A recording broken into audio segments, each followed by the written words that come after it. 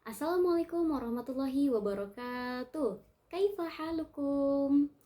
Kembali lagi bersama video pembelajaran Tarkibuna, cerdas berbahasa Arab, cemerlang masa depan. Nah, teman-teman, bagaimana kabarnya semua? Apakah teman-teman sudah menonton video-video pembelajaran sebelumnya? Semoga teman-teman sudah paham dengan video pembelajaran sebelumnya.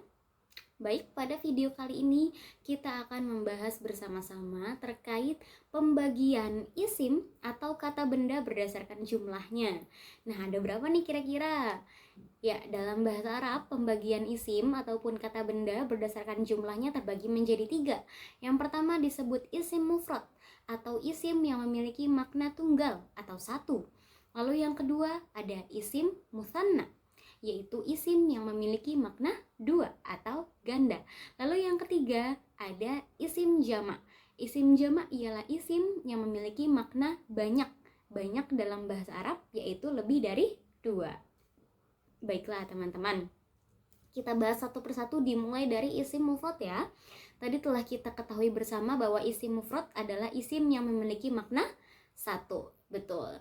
Nah, teman-teman bisa lihat contoh kalimatnya yang telah ditampilkan. Ya, kalimat-kalimat di sini yang ditebalkan ini merupakan contoh dari isim mufrad. Teman-teman lihat pada contoh kalimat pertama pada kata al-mudarrisu. Al-mudarrisu di sini merupakan isim mufrad yang artinya satu orang guru. Lalu pada contoh kalimat yang kedua, yaitu pada kata al-miknasata, merupakan contoh dari isim mufrad juga yang artinya adalah sebuah sapu. Lalu pada contoh kalimat yang ketiga, pada kata as-saburati, yang dimana merupakan isim yang menunjukkan maknanya satu juga, yaitu sebuah papan tulis.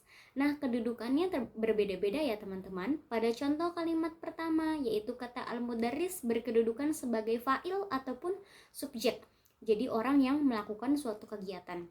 Lalu pada kalimat yang kedua, kata al-miknasata berkedudukan sebagai objek ataupun hal yang dibicarakan.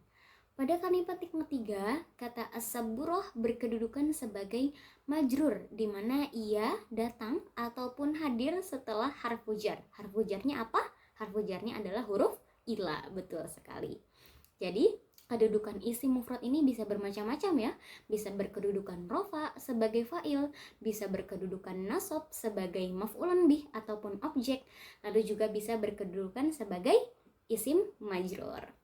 Nah, selain itu juga bisa kedudukannya ini selain itu juga bisa berupa isim yang menunjukkan makna laki-laki maupun makna perempuan. Contohnya pada kata al-mudaris yang artinya adalah seorang guru laki-laki.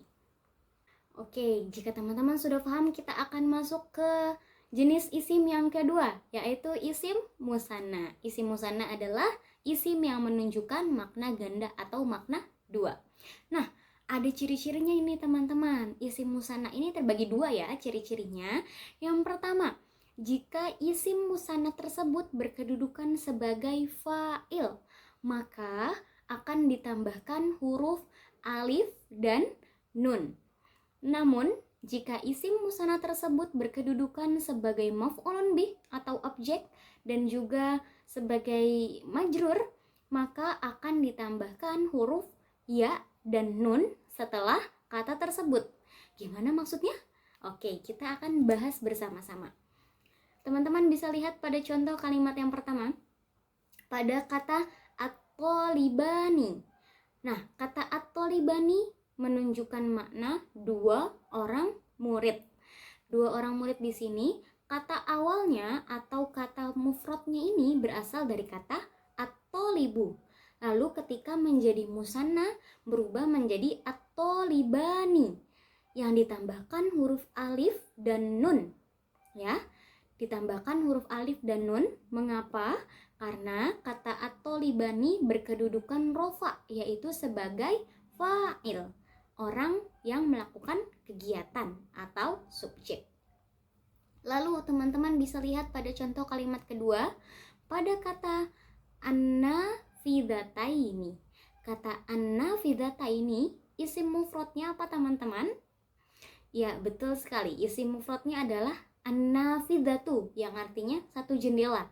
Lalu ketika diubah menjadi musanna, berubah menjadi an-nafidhataini. Kenapa menjadi an-nafidhataini bukan an-nafidhatani? Nah, dalam hal ini an-nafidhataini berkedudukan nasab, yaitu sebagai maf'ul bih ataupun objek. Maka sebagaimana cirinya yang tadi, jika berkedudukan nasab, ia akan ditambahkan huruf ya dan nun setelah isim mufradnya. Lalu teman-teman bisa lihat contoh pada kalimat yang ketiga. Pada kata as-sohibataini. Kata as-sohibataini, isim mufradnya apa teman-teman? Ya, betul. Isim mufradnya adalah as-sohibatu. Ya, ketika diubah menjadi isim musanna, maka akan ditambahkan huruf ya dan nun. Mengapa? Karena tentu kedudukannya adalah jar, karena ia datang setelah isim majrur, yaitu kata ma'a, harfu jarnya. Nah, kata as-sohibataini di sini berkedudukan jar karena datang setelah huruf jar, yaitu ma'a. Sebenarnya kata as-sohibataini juga bisa ditambahkan oleh alif dan nun jika kedudukannya rofa. Namun pada contoh kalimat ini kedudukannya ialah jar. Jadi harus ditambahkannya huruf ya dan nun, bukan alif dan nun. Paham ya teman-teman? Jadi kita juga tidak boleh sembarang menambahkan huruf setelah isim mufrad untuk menjadi musanna. Kita harus melihat terlebih dahulu isim musanna tersebut berkedudukannya sebagai apa dalam kalimat tersebut. Jika kedudukannya rofa atau sebagai fa'il, maka ditambahkan alif dan nun. Jika kedudukannya nasab dan jar, maka kita menambahkannya huruf ya dan nun.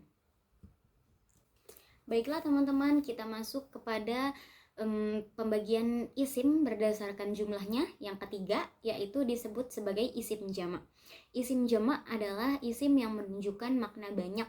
Banyak dalam bahasa Arab di sini lebih dari 2 ya. Nah, isim jamak juga ternyata ada lagi loh pembagiannya. Apa saja kah itu? Yang pertama yaitu ada jamak mudzakkar salim. Jamak mudzakkar salim adalah isim jamak yang menunjukkan makna banyak bagi laki-laki. Nah, terdapat ciri-ciri dari jamak mudzakkar salim. Apakah ciri-cirinya? Jadi, ciri-ciri dari jamak mudzakkar salim itu yang pertama, apabila ia berkedudukan rofa, maka akan ditambahkan huruf waw dan nun. Namun apabila ia berkedudukan kasroh, berkedudukan nasab dan juga jar, maka ia akan ditambahkan huruf ya dan nun. Bagaimana penggunaannya dalam kalimat? Oke, supaya teman-teman lebih paham, kita akan bersama-sama membahasnya dalam contoh kalimat ya. Nah, teman-teman bisa perhatikan pada contoh kalimat yang pertama, kata al-mudarrisuna, yang artinya para guru laki-laki. Kata al-mudarrisuna di sini isim mufradnya apa, teman-teman? Iya, betul. Isim mufradnya adalah al-mudarrisu, al-mudarrisani, al-mudarrisuna. Nah, pada kata al-mudarrisuna di sini dapat kita lihat bahwa ditambahkan huruf waw dan nun setelah kata al-mudarris. Nah, yang menunjukkan bahwa al-mudarrisuna ialah jamak mudzakkar salim dalam kedudukan rofa. Dalam kedudukan rofa karena ia berkedudukan sebagai fa'il ataupun subjek atau pelaku. Baik, selanjutnya kita dapat lihat pada contoh kalimat yang kedua, kata al-mujtahidina. Kata al-mujtahidina merupakan bentuk jamak muzakkar salim yang artinya ialah orang-orang yang bersungguh-sungguh atau orang-orang yang berusaha.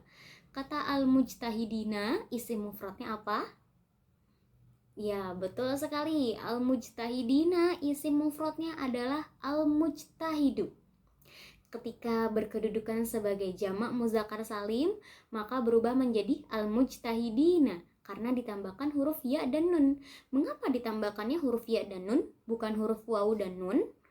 Karena kata al-mujtahidina berkedudukan sebagai nasab, yaitu maf'ulun bih atau objek. Lalu teman-teman bisa lihat pada kata al-mahirina. dan juga kata annasyitina.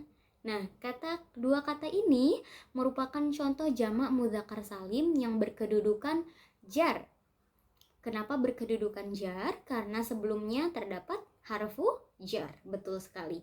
Harfu jarnya ialah ma'a. Maka kata al-mahirina dan juga an-nasyitina akan berkedudukan jar, yaitu sebagai isim majrur dari huruf jarnya ma'a. Paham ya teman-teman?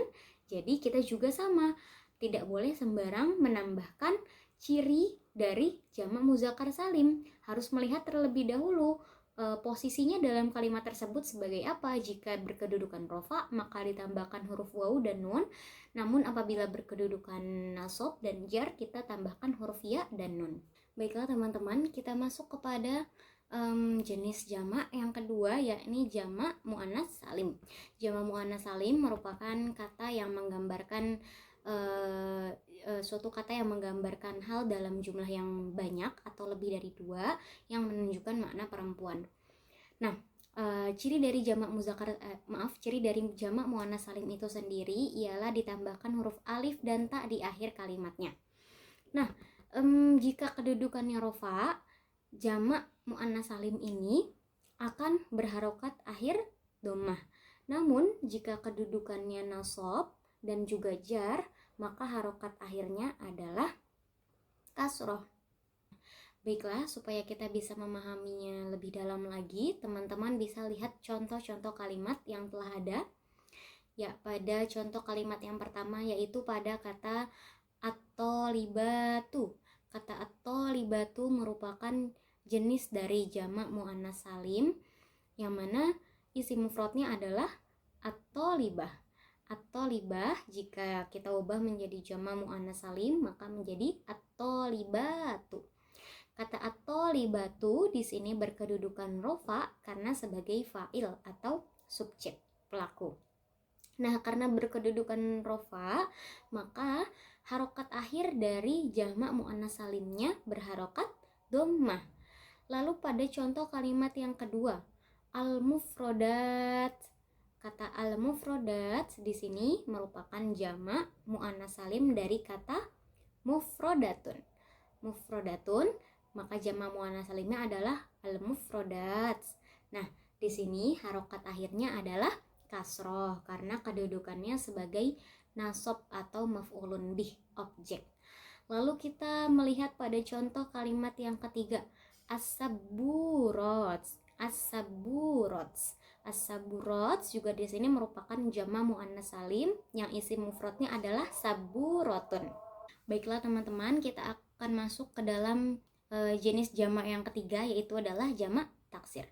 Jamak taksir di sini merupakan jamak, isim jamak ataupun kata yang menggambarkan jumlah sesuatu lebih dari dua atau banyak. Namun berbeda dengan jamak mudzakkar salim dan muannats salim, di mana jamak mudzakkar salim dan muannats salim kan memiliki ciri-ciri teman-teman. Nah, pada jamak taksir ini kita tidak memiliki ciri-ciri khususnya. Jadi untuk mengetahui kata tersebut termasuk ke dalam jamak taksir, teman-teman bisa lebih sering membaca kamus baik secara digital maupun kamus fisik yang kamus dicetak.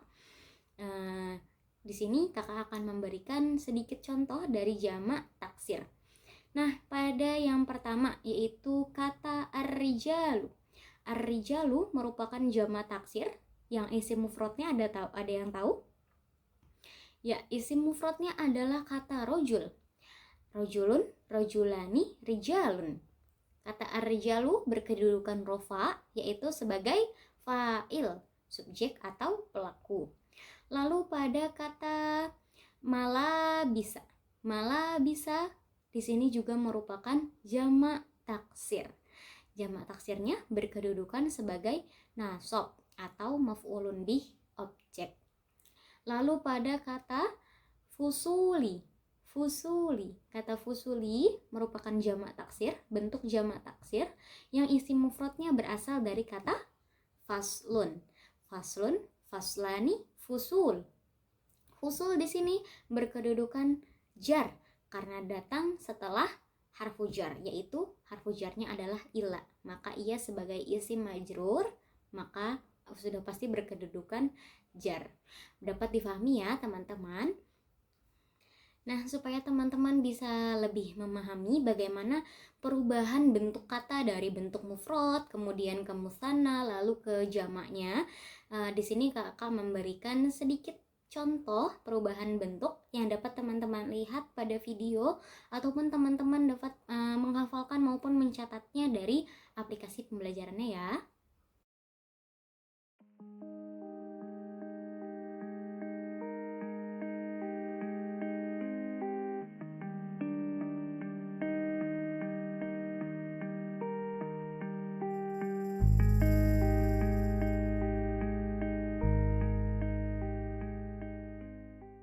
Ya, bagaimana teman-teman? Sudah dapat dipahami? Atau masih ada yang bingung? Nah, jika masih ada yang dibingungkan sama teman-teman, bisa kalian diskusi dengan teman yang lainnya ataupun bisa memberikan pertanyaan di kolom komentar ya, yang nanti akan kita jadikan sebagai wadah diskusi bersama. Baiklah, kita cukupkan video pembelajaran kali ini. Kurang dan lebihnya mohon maaf. Wassalamualaikum warahmatullahi wabarakatuh.